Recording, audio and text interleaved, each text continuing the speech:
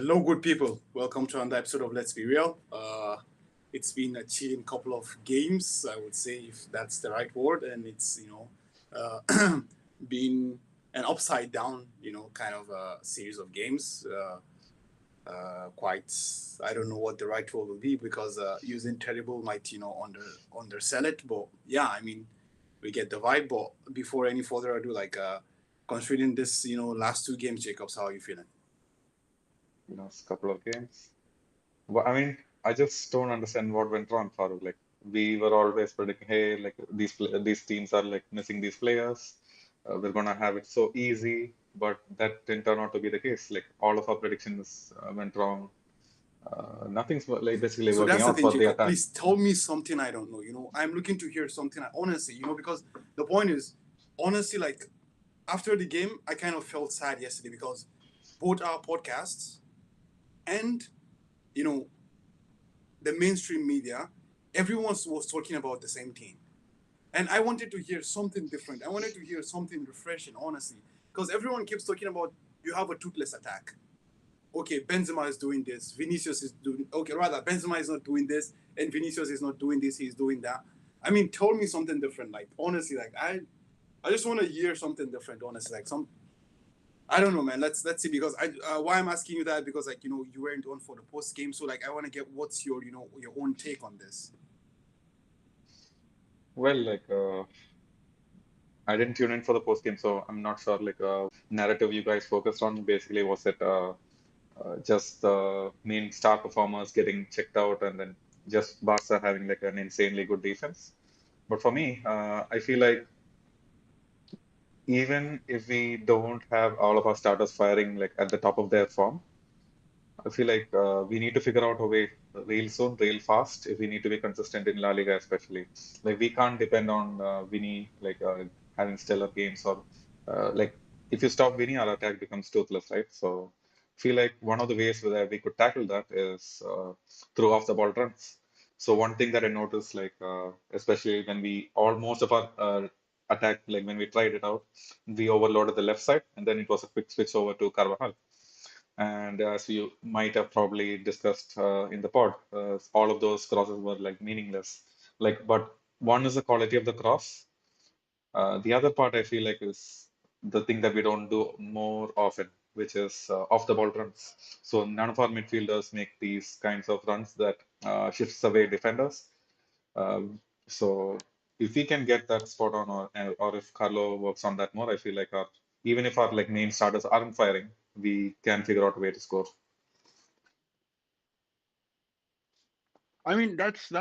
Those are valid points. I also wasn't on for the post game, but I listened, to the pod, and I could really understand what the guys were. I can understand the reason why everyone is on Benzema's back, and to some extent Vini's back as well.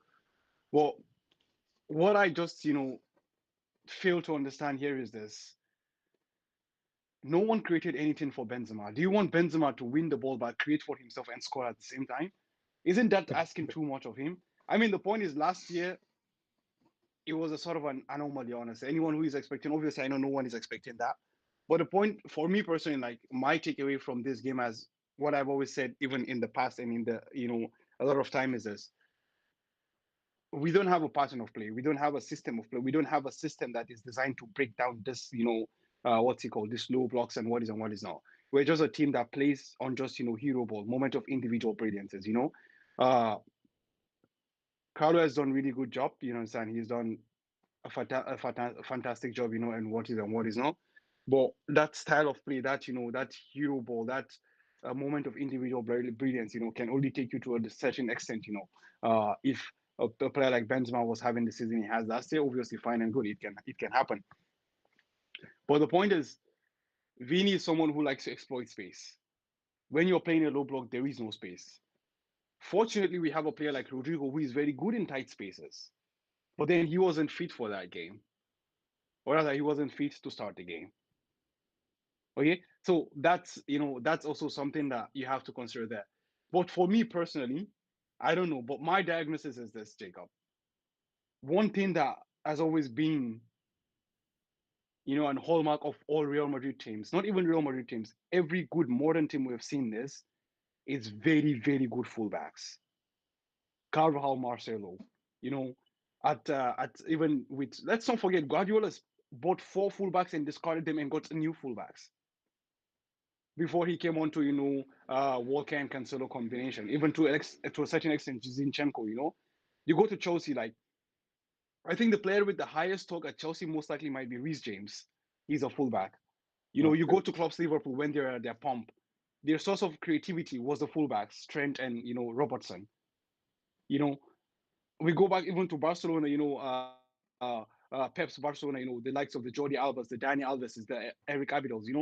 Like that's always been it. Like modern football, at least I can say like since 09, 10, it's always relied on very good fullbacks. The point is, our fullbacks are not doing jack shit. I'm sorry to say, like I would, people are always, as I've said, like we always talk about the same narrative. Cruz and Modric cannot play together. Or Karim Benzema, he's posting about he's supposed to win the Ballon d'Or, sorry, the FIFA best and what is not. I'm sorry, but the point is, the midfield's job is to create. If the fullback is not making that overlapping run, as you said, right, you're not drawing away the defenders or you're not giving. It's always Arao and Kunde on Vini. There was not a time where someone drew someone away that left Vini 1v1 so he can, at least exploit that space and use his speed to beat someone. There is nothing. There is no fullback doing anything. And I keep saying this. We keep talking about we want to buy a midfielder, we want to buy Jude Bellingham. I get he's a generational talent, but we will sit here next year with Jude Bellingham in the midfield and also discuss the same things. I can guarantee you this. We need to find a way to create chances. Benzema is off, yeah, but I'm sorry, you're not creating anything for Karim to do anything. Luka Modric and Cruz are off, yeah, but there is no one running into spaces for them to ping passes into. I don't know if I'm the only one seeing this, but as I've said, like every single person has the same narrative. Every single person. I read on Goal, I watched ESPN, I watched our pod, I listened to Manager Madrid, and everyone is talking about the same thing. So I don't know, like, am I being crazy or am I overthinking this or like, are our fullbacks good, but I'm just, not giving them credit? I don't know, man. Just please tell me something, please. Like, I mean, I don't know. Maybe I'm I mean, just, overthinking it. no way. Like this has been a problem. I think every Madridista has realized this at some point. Ever since maybe even 2 seasons back, like we do not have the best fullbacks in the world. But the problem is, like especially for this game, we hardly have any fullbacks like who can attack. Like especially Mendy is out. Like Alaba is also was out, I guess. Yeah. So we did not have options, man. Like even if we do buy them, like we haven't had the luxury of having them available for these big games. It's always Nacho who had to step in. So in a way, like we for this particular game, we couldn't have done anything. Like that can't be like Carlo Ancelotti's fault. But the problem is like, are there any good fullbacks available in the market right now? I don't think so. Like all of them But are that's playing in. that's that's that that's the thing, Jacob. That's the thing, Jacob. Honestly, like when you mentioned to me about Ferland Mendy, he doesn't give me that sense of confidence. That's the thing, honestly. Because the point is that I've said this always. I feel like Mendy is the best best defensive fullback in the world. There is no doubt about that, honestly. And he gave Vinicius Junior a platform to do what he did last season. You understand? But what I'm saying to you now is that a full team of Militao, Alaba, Carvajal, and Ferland Mendy, to some extent, do not provide that outlet against low blocks. We need something different. If everyone is expecting Benzema to do everything by himself and score and do everything, okay, then I mean, maybe we are watching different games, but that's not the way I see football. That's not how it should be played, honestly. And when you come to the talk of are they fullbacks out? I mean, Calval was a promising prospect who delivered. You understand? That's how it always is. Like there's not gonna be. You don't always have to go and buy. The established name out there.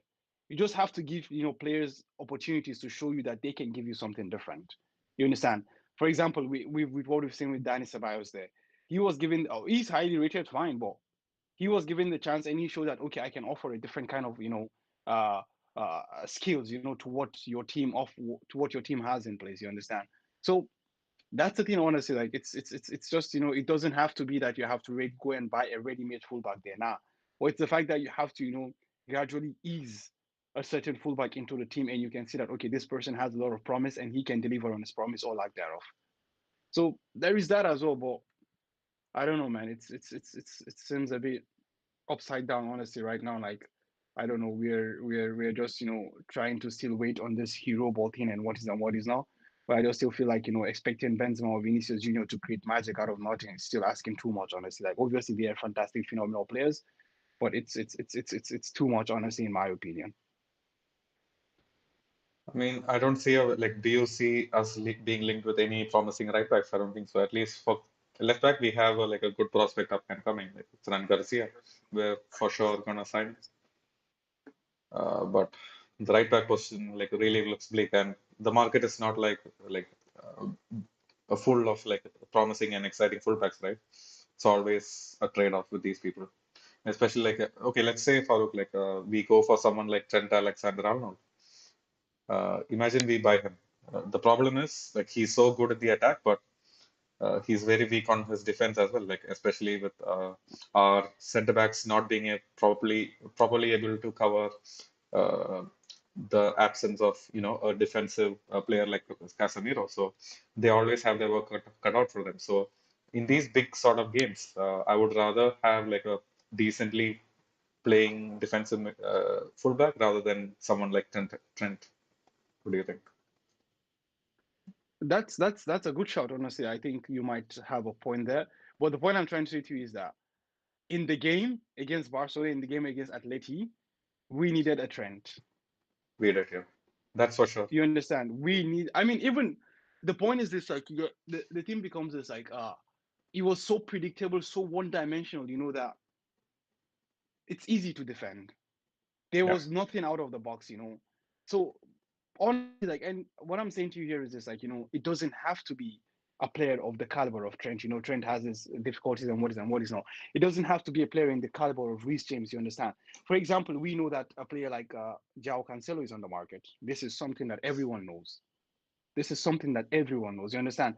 So, and as you mentioned before, you can see there are a lot of promising, you know, fullbacks that we can purchase like that are not that expensive. They're not. It's you can say it's a gamble, but not an expensive gamble, honestly. And for me personally, I feel like a player like Trent playing on the same wing as Fede Valverde, he's gonna get the most cover he's ever gotten in his life.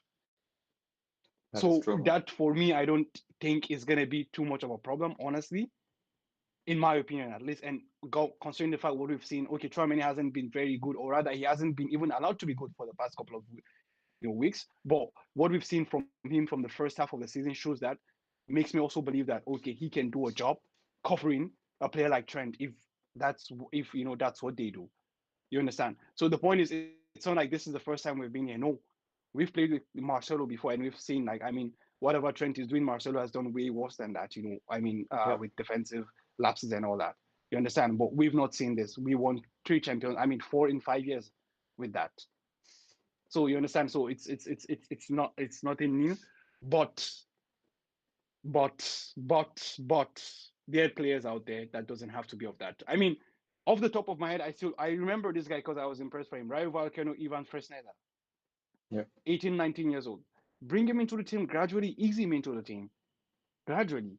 Obviously, I'm not saying he should play every single game, but no, let him come, play with these guys, bit by bit. You ease him into the team, he displaces these guys. That's even what happened with Arbeloa and Carval. Carval came back from a 2-year loan, but even then, he wasn't trusted into the team.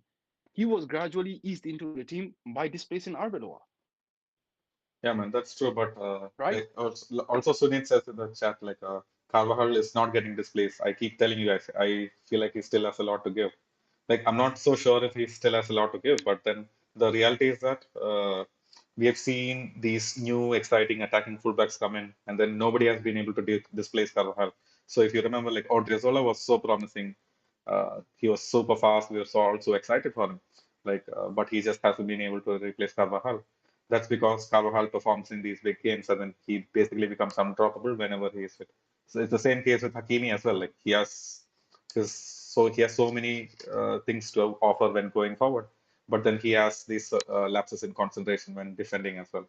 So it's like it's up to the manager. I feel Farooq. Like if we get any sort of pragmatic manager, like they're always gonna prefer the Nachos, the Mendy's, and the Carvajals for the big games. But maybe for the smaller games, these small guys can be trusted where, we are facing a low block. I mean, that's that. The thing is like Carval might still have a lot to give or like thereof. I mean, he's giving. I give him flag last year. He came up clutch when it mattered the most. You understand, as you said, the big games. But what I'm saying to you here is this: the lack of alternatives is shocking. This Yeah, is the whole base of my argument here. The lack of the point is we played Atleti. We literally had no one on the right wing, if I'm not mistaken. No one, zero. Asensio drifts into the middle of the pitch. Federer already drifts into the middle of the pitch. We had no width, zero. I was praying for Lucas Vasquez to come on, but for some reason, Carlo Ancelotti decided, oh no, I need a number 6 to come in. Chouameni is the guy to come on. You yeah, know, that's what I'm saying to you. Like in this kind of situations, we need we need alternatives, and literally, like I'm saying, real alternatives. That's why I gave you the example. Arbeloa Carvajal. It was a gradual easing in of Carvajal into the team and the displacement of Arbeloa. You get the point. yeah, And the point is, whether you like it or not, I think Carvajal is 31 now, if I'm not mistaken. You have to ease this guy out. You don't want to have a shock of he leaves and you're trying to find a replacement. No, you have to ease him out. And even forget about that. I'm not even talking about the thing is, I'm talking to you about games that happened the last 2 games we played. There was yeah, no option from the fullbacks to width. And I'm saying this again and again. Someone can prove me wrong. But the greatest teams we have seen for the past 15, 20 years, sent fullbacks have been key components of these teams. Even we are proponents of that. Marcelo Carvalho were the very best in the game. yeah, We've seen Trent Roberts. Even now, Arsenal has Zinchenko. Even now, you can see the impact one good fullback has made on the team. I mean, yeah. it's the same players. It's the same Ben White. It's the same Gabriel. It's the same Tomiyasu. It's the same party. Zinchenko came and you can see the influence, the impact he's had on that team. So that's the thing, honestly. Like these are things that are obvious to see everywhere. I don't know if no one else is saying this or not, but it is what it is, man. It is what It it is a is. pattern like, okay, so what you're basically saying is, let's say there is no big drop off, let's say when we finally allow Luka Modric to retire, but even if we don't get a really good midfielder at that point, but if we get someone who can summon the likes of Trent Arnold or Reece James who can put in that cross, who can create something out of nothing, like that would be more valuable for the team. Definitely, definitely. I mean, if you were asking me right now, would you rather would you rather get a Trent or would you rather get what's he called a Reece James ahead of Jude?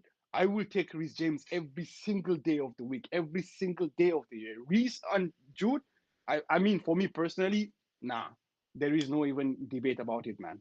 For me personally. And the good news is like if Real Madrid sees it the same way, fullbacks are always cheaper than these midfielders, man. So we can afford like a I real dud. mean, honestly, I think I do think a player like Chris James is gonna command a very, very steep fee, similar to what Chouameni was bought at. So Yeah, but we're still looking at in the range of 80 million instead of there are even talks of us paying 150 million for Jude. So yeah, that's true, man. That's true. Anyways, man, like I mean, it is what it is. But I do hope we can see a change in the style of play. But the thing is, we need to, how can I say, we need to also up our game, honestly. And I've said this over and over again, like things like things like this style of play, and the pattern of play and what we play against low blocks and and what is and what is not. That's the thing, like when we win, no one is gonna talk about these things. No one wants to have, the discussion of the uncomfortable discussion that okay, we're winning, but how are we winning, And this is something I've always preached about last year, and everyone was like, oh, nah, like you're a negative person and this and that. Like, how do you win? That's important, you understand? Because the thing is, what worries me the most is that Carlo Ancelotti, I think yesterday or today, was saying that he watched the game again and he still maintained his stance that we played a good game. yeah, I mean, that says it all, man. That's so sad, honestly. Like, If this is what he considers a good game, then I just pity, what our bad games will look like then, honestly. If this is what he considers a good game, I don't know what's gonna happen, at our bad games.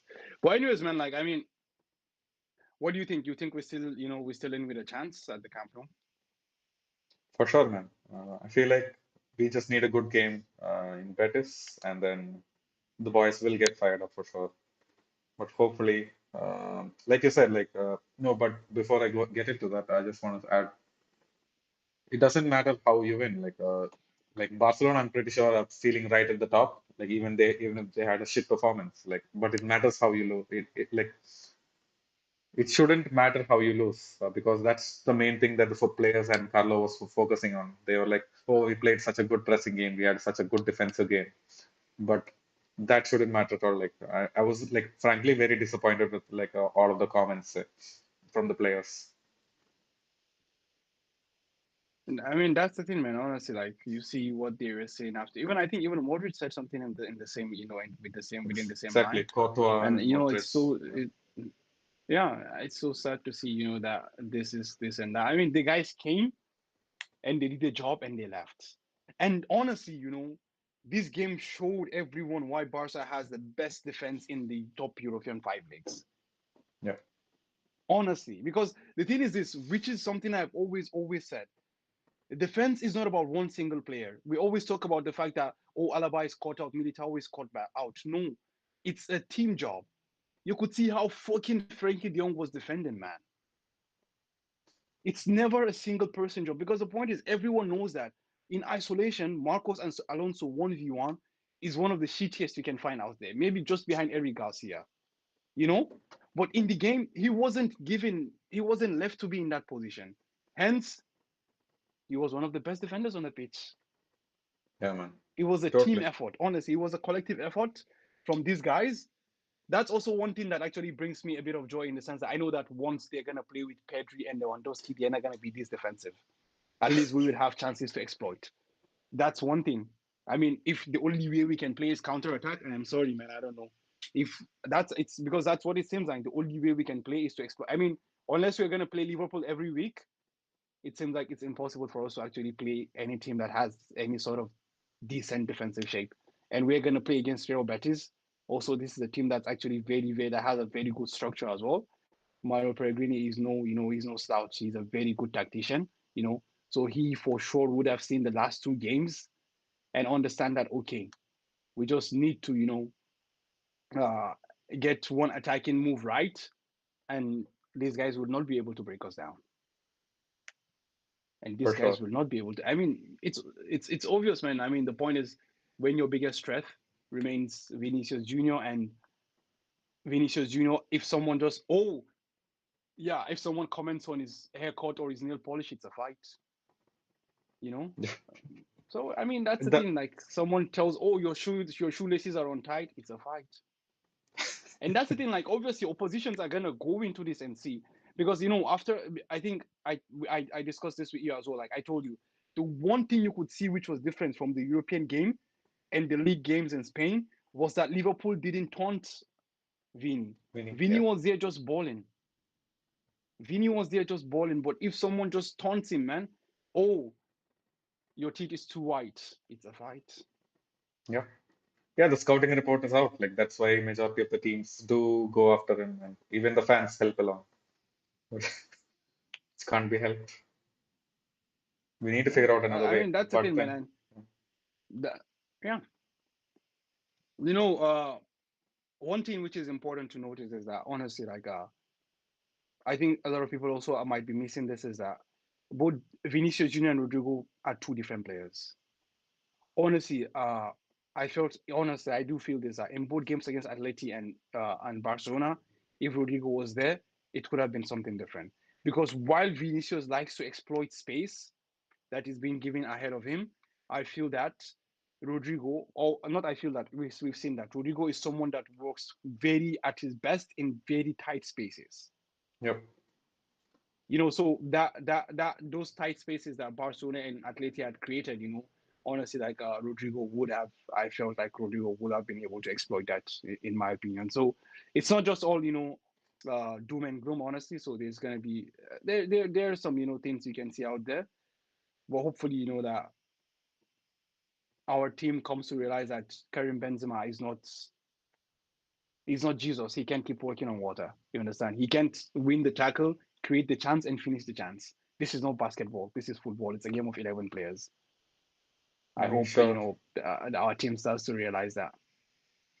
The thing is that like most of these good games, like if you see Lewandowski, he still does that, man. He can win something out of nothing. But the past few games, that's what we've been so used to seeing from Benzema as well. That's why, like, I feel like fans have a valid point in saying, "Hey, Benzema is not producing miracles like he usually does." But this is what we should Exactly, that's the expect. thing. Like as you said, he's not producing miracles as he's doing with us. But yeah, it is what it is. I mean, as I said, like the thing is I still remain on my point. Like if we're still gonna keep saying that Benzema should produce miracles, then fine and good. That's the way we choose to go forward. Or if we want to say that we're actually gonna create something and let Benzema be on the finishing end of this, that's also another way to go across it. Obviously, like he can create miracles here and there, and he has done that a lot.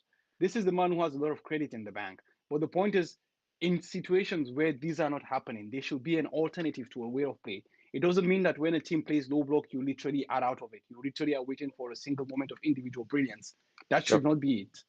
You should have a way to be able to break down teams. You should have a way to be able to move around that. You should have a way to be able to draw defenders away from Vinicius Junior.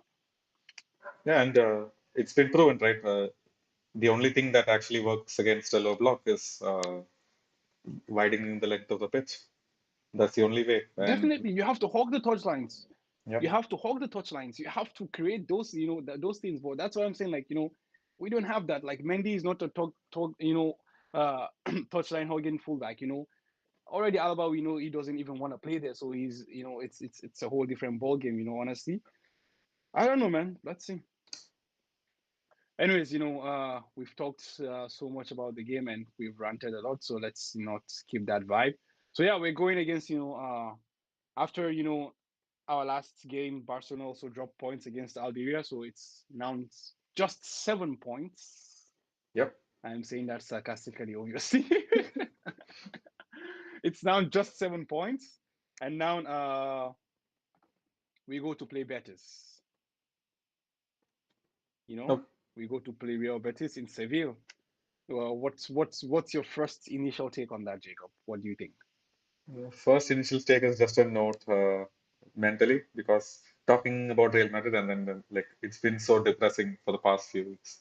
Like we all expected so much for this part of the season and then things are not going the way we planned. But just talking about Real Betis, getting back into like focusing on the day-to-day game against La Liga sides, like I feel like that's mentally refreshing for me. Uh, and one thing that I hoped, like what you Farooq said, like usually we see such a brilliant game from Betis, especially on the attacking side, and they have a good structure as well on defense. But the problem is, I feel like I'm having deja vu with the Barca game that we were previewing because these guys are missing really crucial players as well, which I feel is going to have a negative impact on our game because Nabil Fekir is missing. Sergio Yeah, Canales is also injured. So that means that instead of a 4-2-3-1 that I usually play, they don't have the personnel to do that anymore. So it's going to be a 4-3-3 probably with Ricardo Rodriguez slotting in as a CM. So I feel like we could have won a sort of game maybe if we had could have won maybe 3-0 in with the more attacking lineup of Betis. Now that task just became really, really hard because they are going to buck up down and the scouting report is also out for the past couple of games. So if Manuel Pellegrini plays his cards right, we're still going to struggle, man, in this game. exactly. And if I'm not mistaken, like this Betis team also has very seasoned, they have very seasoned, you know, how should I say, like war horses in the middle of the park, in players like William Cavallo and Andres Guardado, the Mexican, so they literally, know how to keep things, calm and steady, honestly. So, and as you rightly pointed out, the fact that, their chief orchestrators, their chief playmakers in Sergio Canales and Nabil Fekir, if they're missing, so they're gonna have to most likely move towards a more direct approach, especially, considering the pace of a player like Jose Perez and the physicality of a striker like Borja Iglesias. So that might be something that we have to keep out to, because it might just be a situation of a long ball for Iglesias to hold up, and playing Jose Perez, who would most likely be able to get through our defense with his pace. So yeah, I think it's looking a bit interesting, similar to to just the game we played against Barcelona.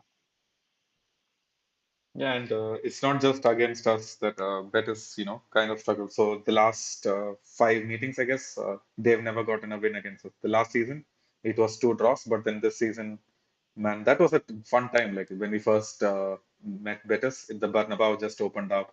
We had this amazing new signing, Tchouaméni. The team was looking up. Vinicius was scoring because Benzema hadn't started firing yet.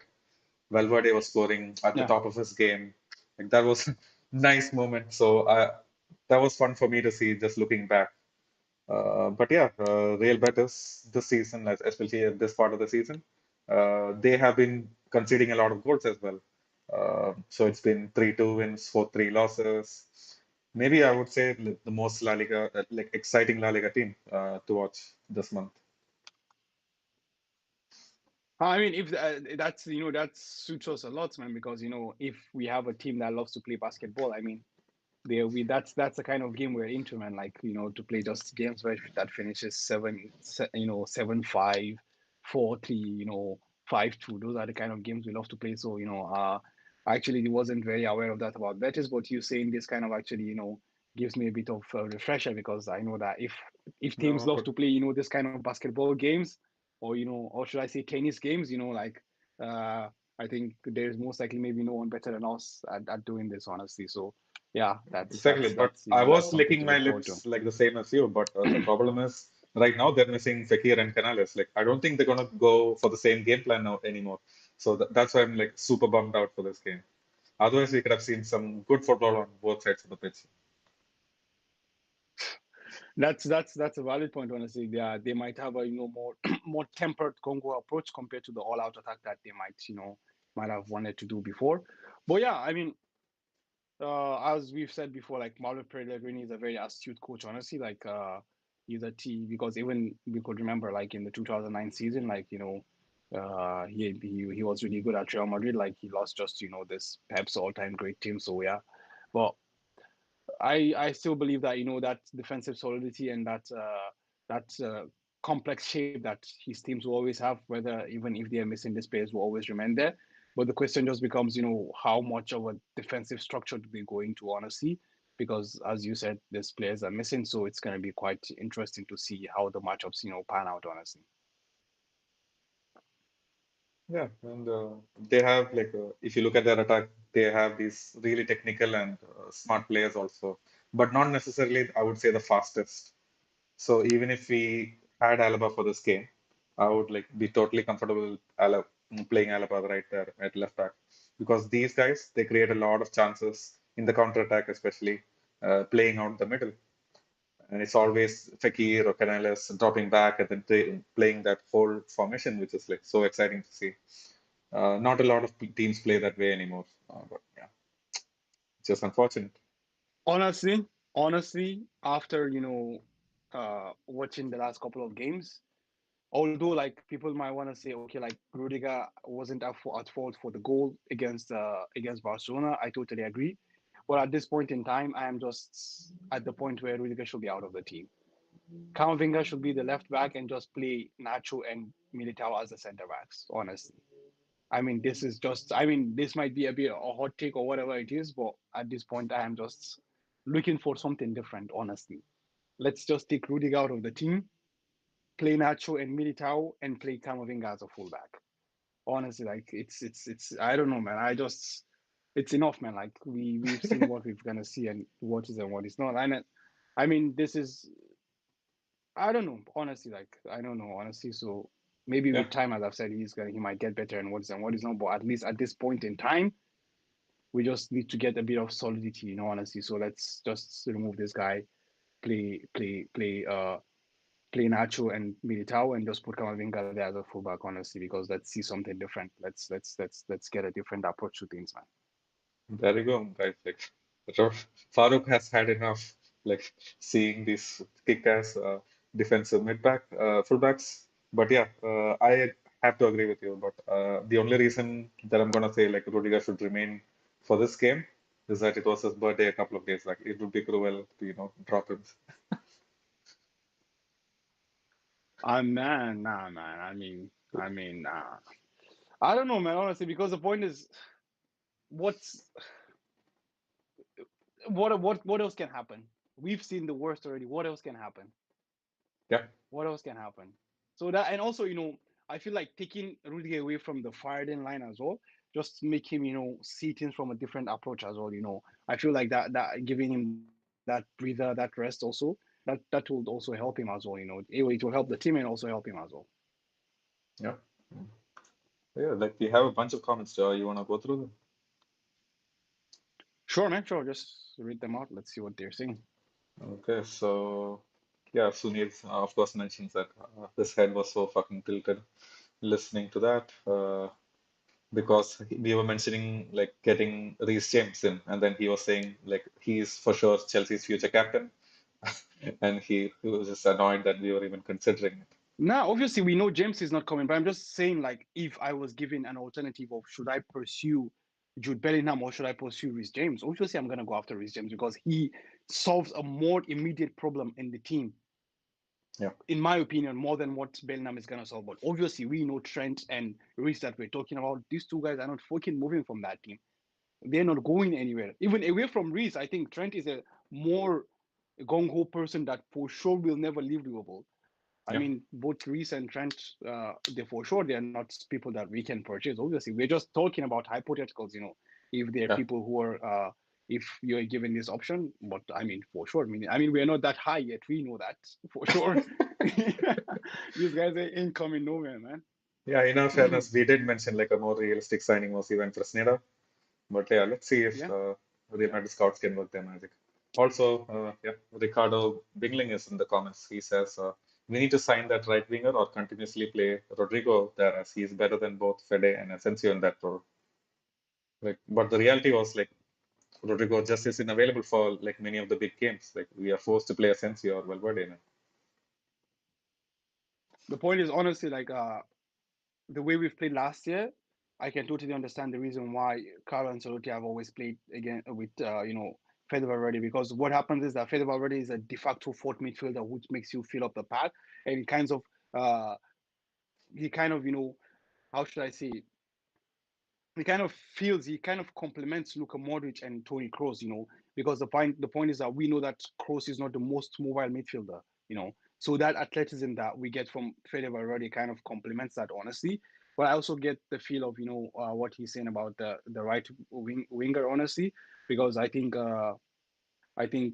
the issue with Marco Asensio being and Rodrigo as well being that they like to drift into the central positions, which makes that we don't have any up width, on the right side of the pitch. But I totally understand that as well. But I do think that right now with the style of play we have, I think that athleticism that Fede brings is so important, especially if we keep on playing both Cruz and Modric together.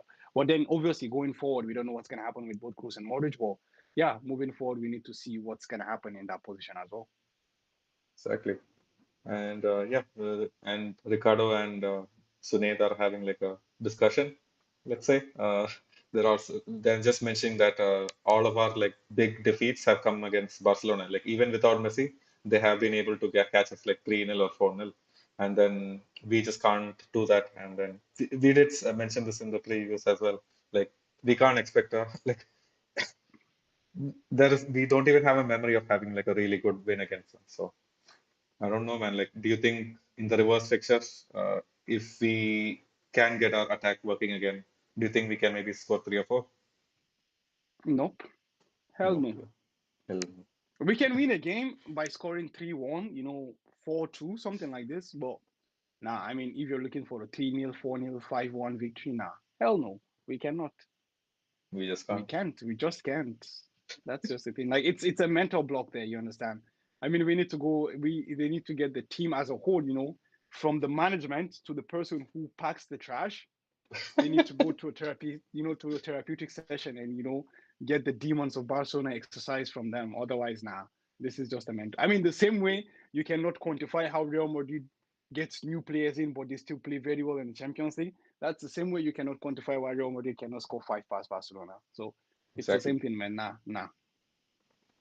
It is just black magic. And oh yeah, hi Exactly, Ashik, indeed. good to have you here.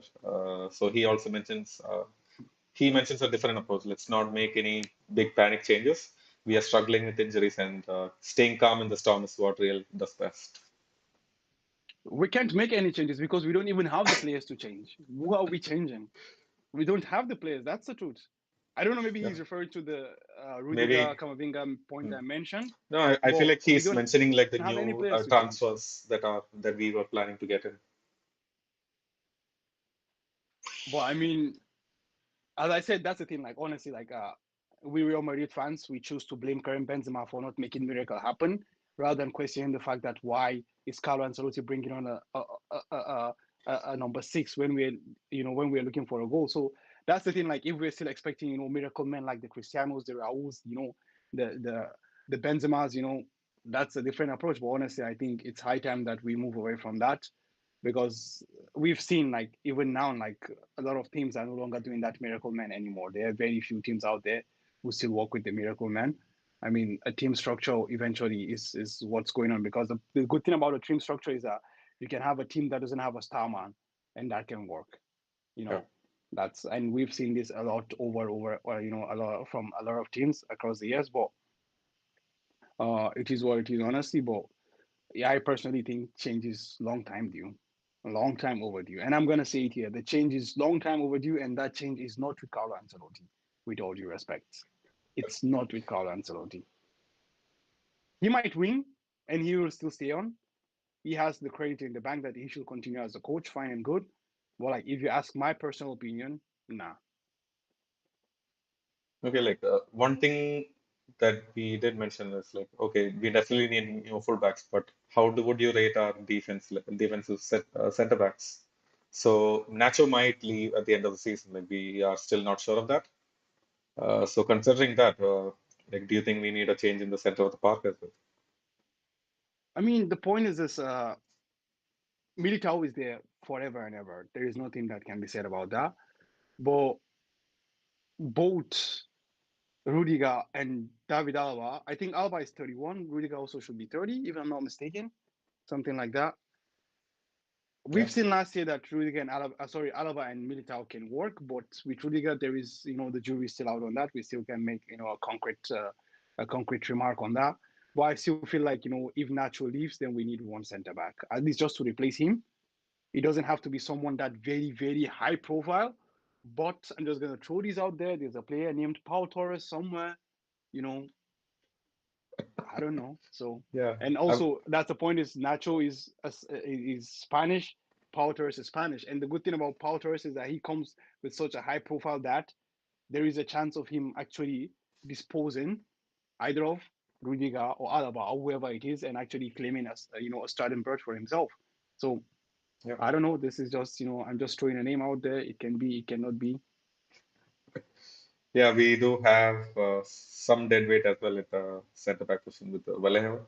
Like he's fine as the fourth or fifth center back. But we do, I feel like yeah, it has dropped off. We used to have Pepe waiting for us when someone got injured, but now it's just Rudiger, Yeah.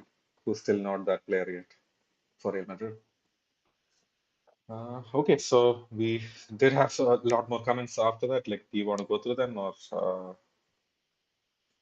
I mean, you can highlight the key ones. We don't have to go through all of them, I think. Okay, it's just Dennis the Greatest in the comments. He is asking us to get to the lineups faster. He just says, "We must win tomorrow, Jacob and Farooq. What lineup do you want tomorrow? I want Chow Mini starting." Then is for sure we have to win tomorrow. Honestly, I mean, I agree that La Liga is gone. I'm not fighting for La Liga, but for the morale of this team and for us to save our season, we have to win tomorrow. I totally agree with you, Dennis. We have to win 100%. Yeah, And I think he talked about Chouameni. I think Chouameni, we almost have no choice considering the fact that Modric is suspended. what is this So then? we Yeah. almost have no choice in that issue as well. Oh, like one more thing to notice that Lonin is injured or something. Like he is not available as well. But not that it's going to Oh, make a okay. difference.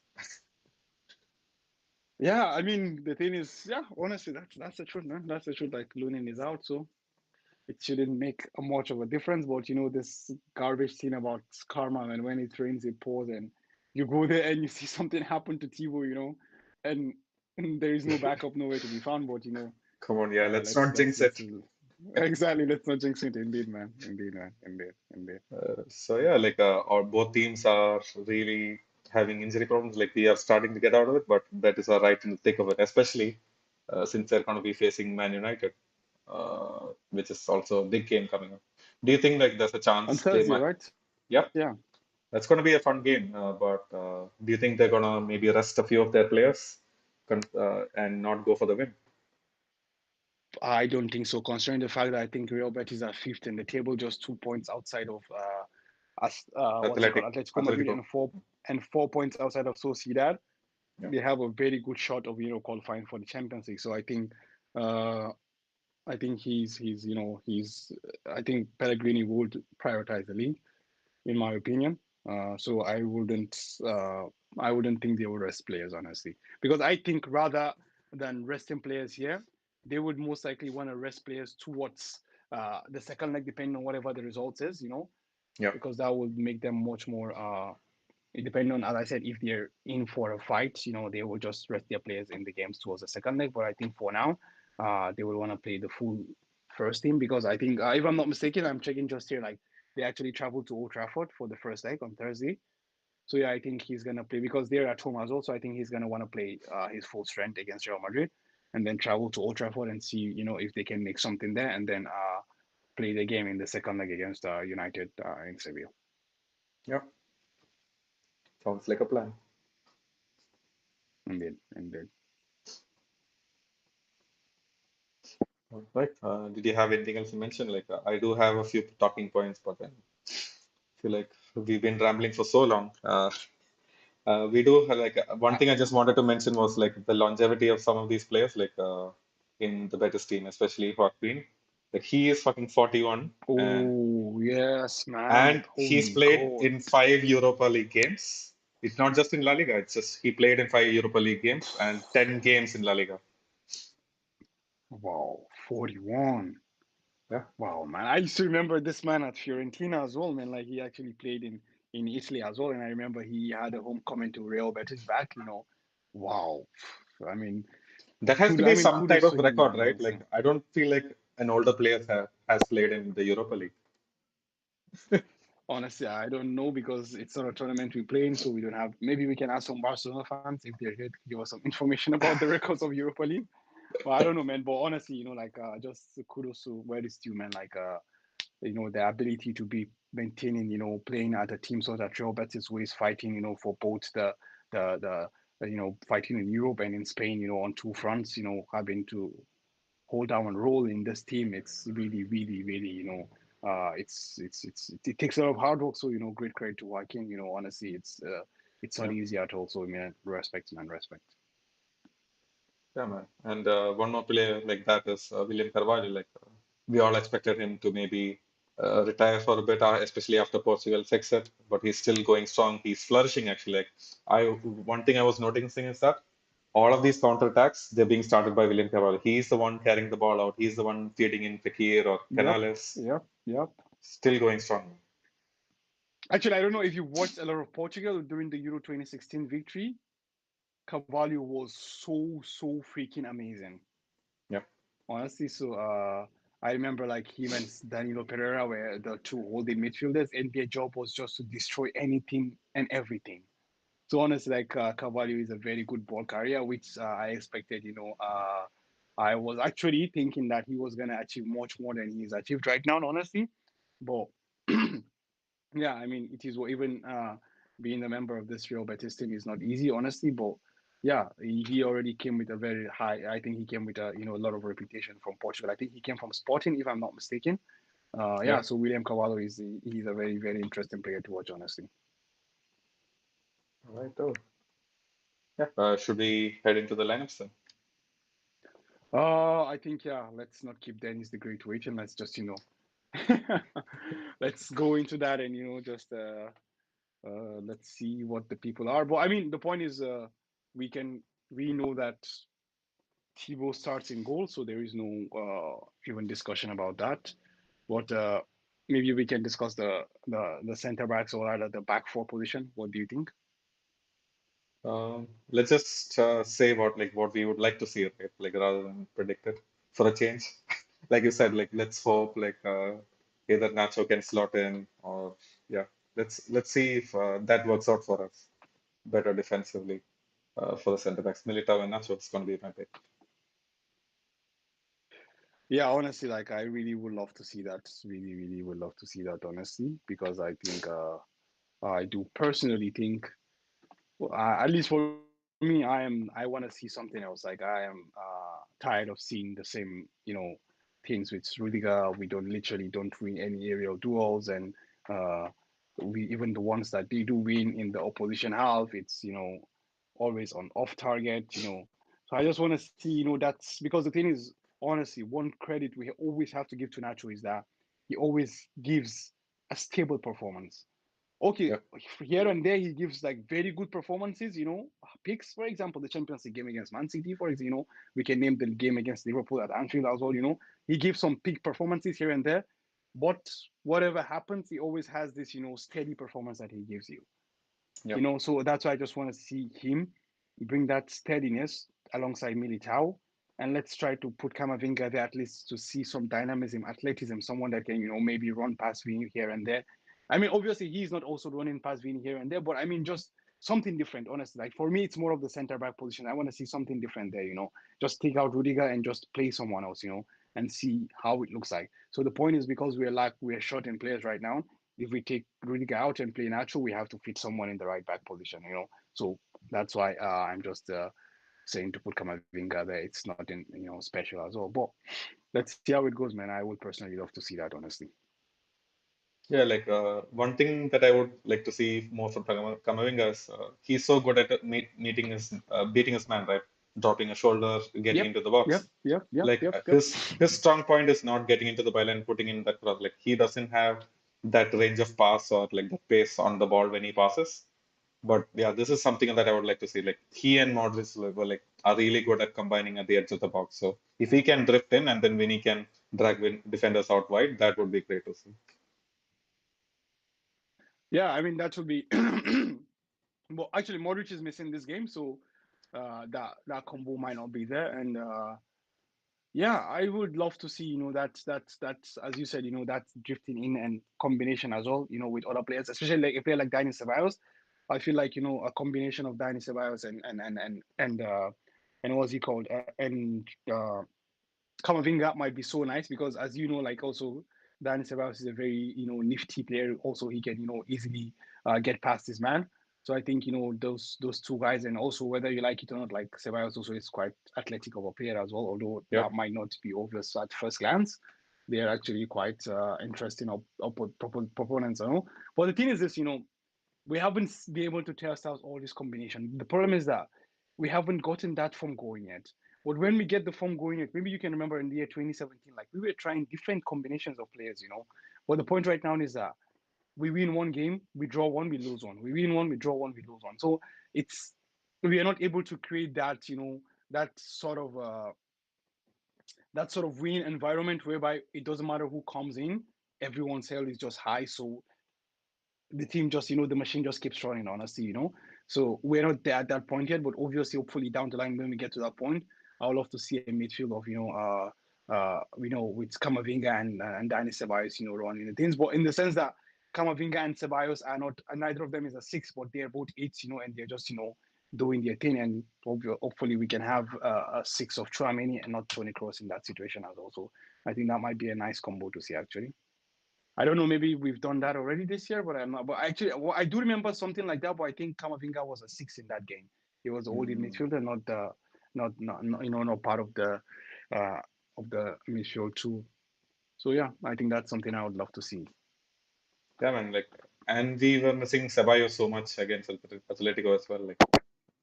I feel like a lot of the fans agree with us, but Tchouaméni probably shouldn't have come on for Kroos. Like that was pretty much a like for like change.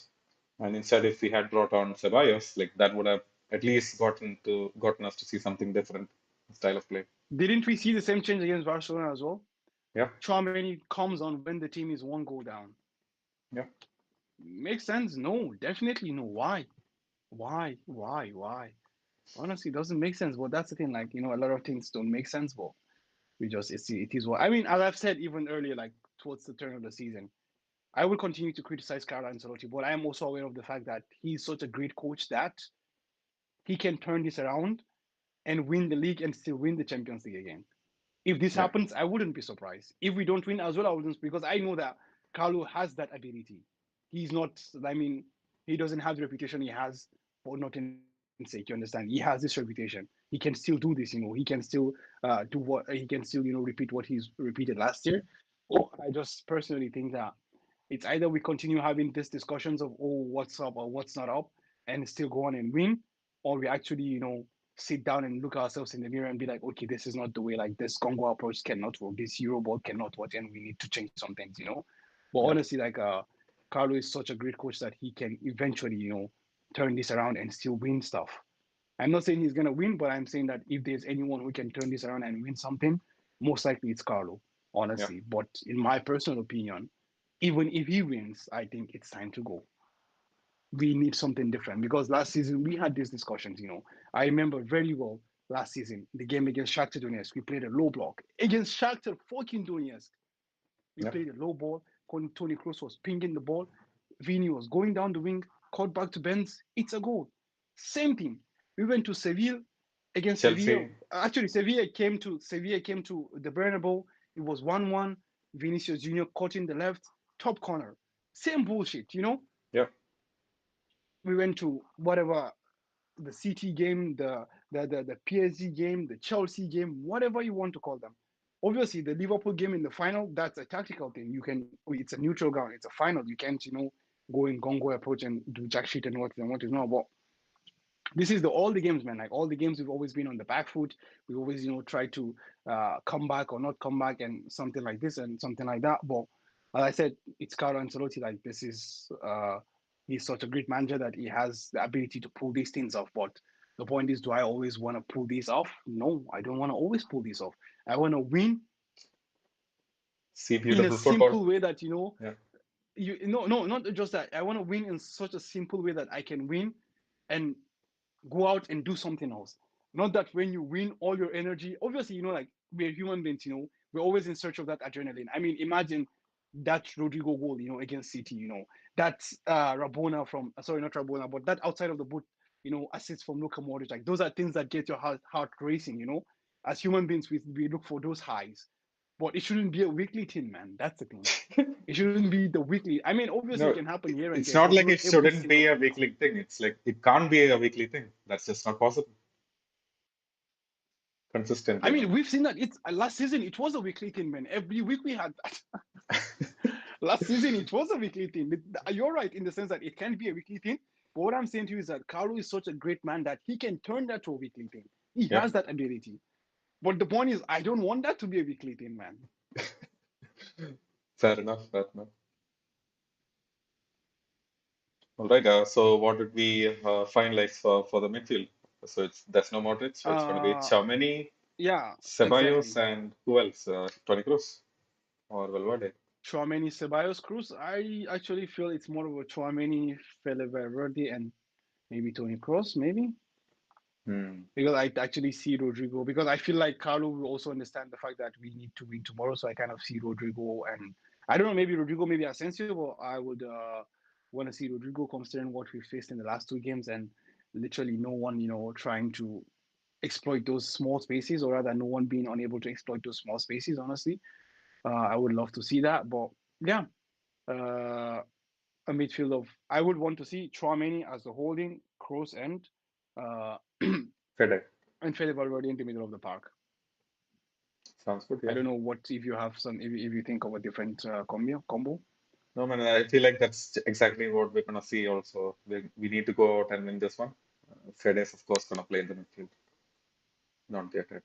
Actually, I think we're not gonna see this in the sense that you know because we speculated that Camavinga should start at a fullback position with Rudiger being going out and all that. I think that's not gonna happen. I think that's wishful thinking. So because of that, I think we're gonna see Kama in the middle of the park. Well, I mean, we are here just it's all wishful thinking here. So we're not how should I say, like, we're not gonna predict the exact 11 that's gonna happen. We're just saying what we want to see. So yeah, it's Yep, fine. Let's just go with the flow, man. Let's just go with sure. the flow. So I think it's left with the attack, man. Yeah, So actually, before we speak on the attack, Carlo Ancelotti was talking about the fact that there's a possibility of playing a 4-4-2 with Alvaro and Benzema together. Do you think he was just talking for talking's sake, or do you think there's a genuine possibility of seeing that happen? I feel like there is a genuine possibility, but not starting out, man. Like, it's either going to be like a second half thing. Maybe we want to rest one of our players, one of our wingers. God knows Vinny has been playing every game. Maybe he needs a rest. So in those situations, maybe, but not when starting out. I We're see. just not used to it, man. Like we don't have the fullbacks to put in that cross. So like, what's the point of Alvaro coming on? Actually, the point is, I kind of feel like, a 4-4-2 might, a 4-4-2 with Fede and and Chouameni and a player like Kamavinga, it's gonna be so nice in the sense that they have lots of athleticism and what is not. But the point now becomes this, as you said, like that lack of fullback, at least on my opinion, I think, and I mean right now, based on what I've seen in the last 3-4 games, that lack of fullbacks doesn't, because as you know, like fullbacks are very important for providing that width, especially if we're gonna put industrious midfielders in the middle of the park. So we need that option of the width, with people who can cross the ball and what is not. But I'm just thinking, playing Chouameni and Kamavinga and Fede already, and putting maybe Cruz or Modric in there, to be the icing on the cake. It's gonna be just an industrious midfield, and there's not going to be too much of creativity there, so we're going to need our outlets, to our fullbacks rather, or I don't know how to classify them, to play like wing backs, in the situation where they will be the outlet of on the wing and what is not. But yeah, man, Yeah, if you have like old, I, I old mean, fashioned, one way like that could work is okay, Ashik also points out in the comments like you guys didn't mention the Lord yet, so maybe that's the person I was if going to he come does to come on, actually. Yeah, old yeah, fashioned wingers like Lucas Vasquez would actually make this more than work, honestly. And to be honest, I would love to see Lucas Vasquez tomorrow. Yeah, mm, in a certain, maybe hopefully, when the game is a bit much more calmer and like we've gotten something, out of the game, maybe a 1-0 or a 2-0 game. I'd love to see, Lucas Vasquez come on for maybe Carvajal or whatever it will be eventually. But yeah, I do hope to see Lucas Vasquez come on as well tomorrow, hopefully. mm. Yeah. So what do you think the attack is gonna be like? What do you want to see tomorrow? Rodrigo, Asensio. If Rodrigo, I feel like Rodrigo is pretty much match fit, right? Like he should start probably then. Yeah. And Asensio, Yeah. he did have a few productive games before this last three games.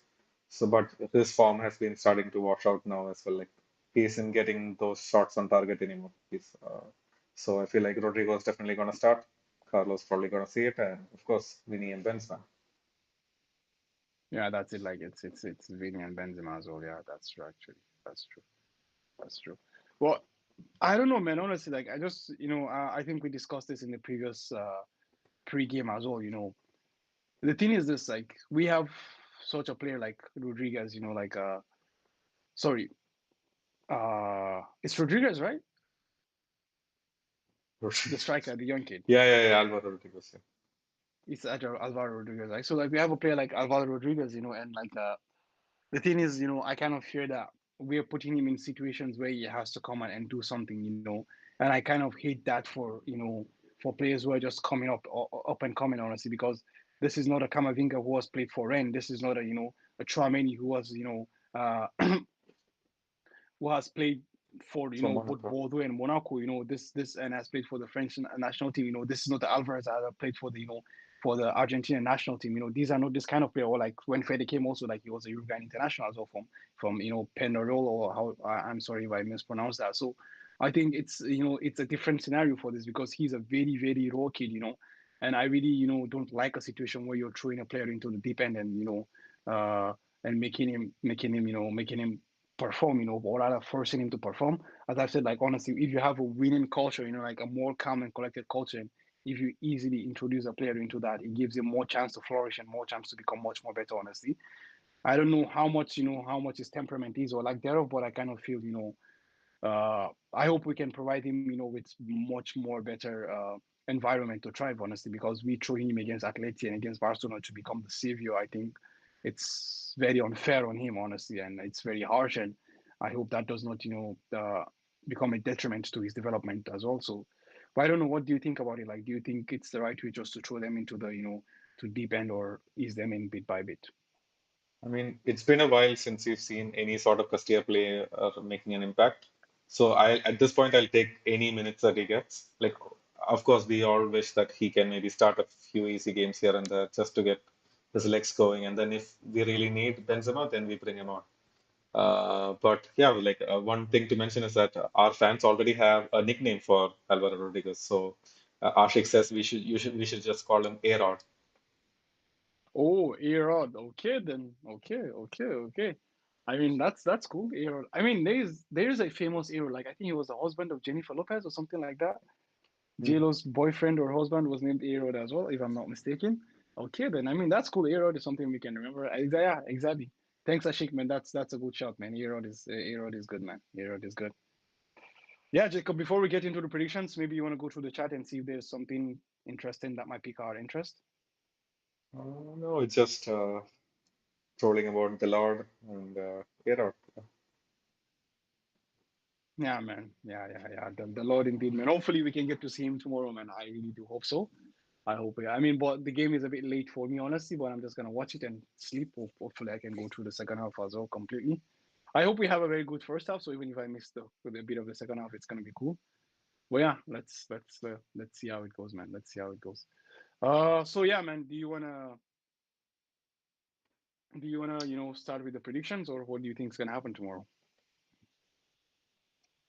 I firmly believe that these guys missing these two players and then them having maybe an eye for the next Man United game, feel like they might not go for the kill even if they do take a surprise lead.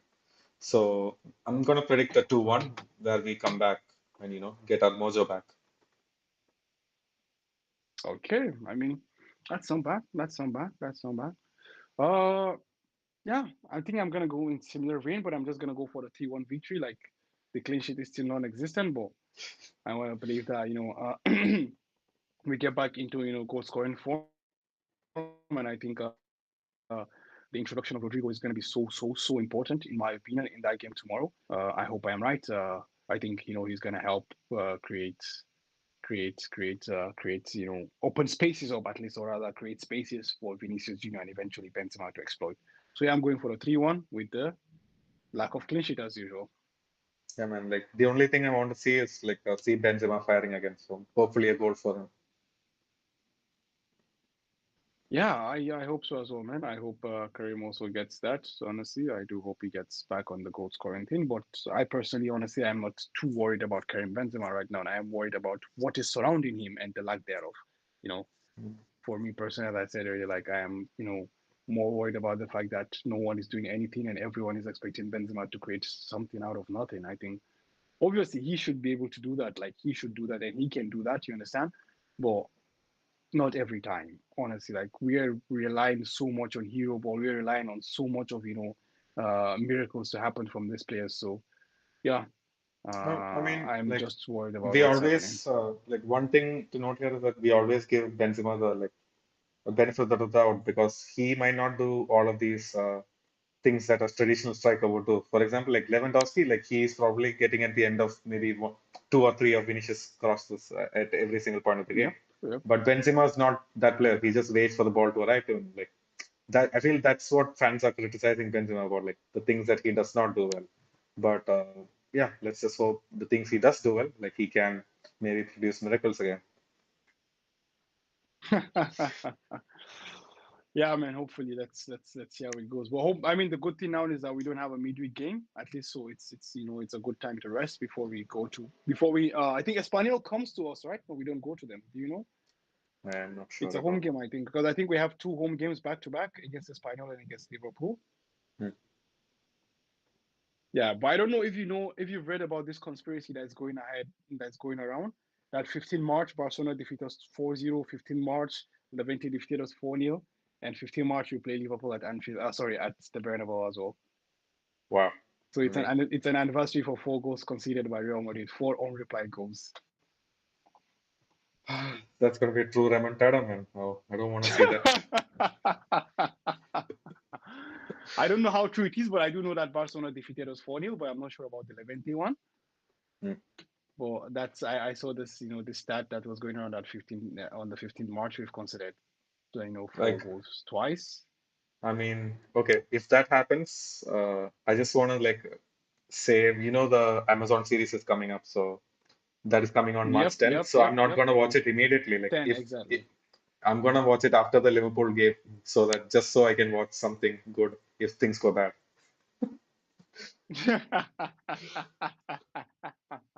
Nah, man, don't say that, man. Like I am much more confident. And the point is, like honestly, like Liverpool are shambolic, and one thing we know for sure is that Liverpool knows how to play football just one way, and this Yeah, is what they're gonna do till they die.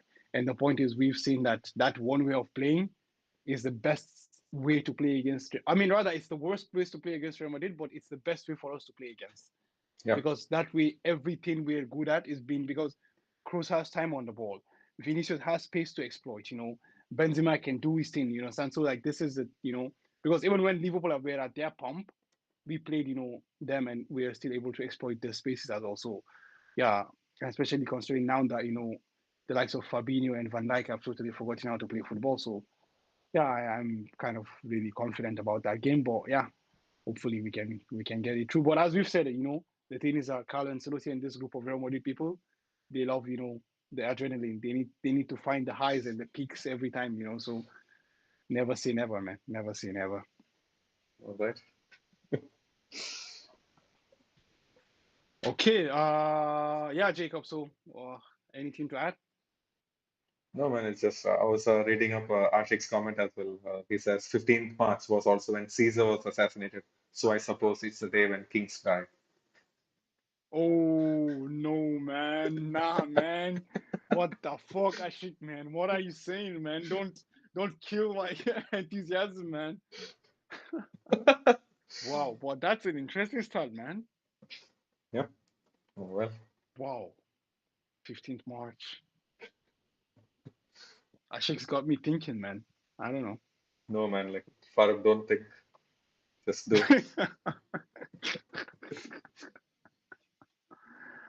know. Okay, Jacob. I think if we don't have anything further to add, I think we can call it a wrap. I think we've gone on for a while as well. Let's Yeah.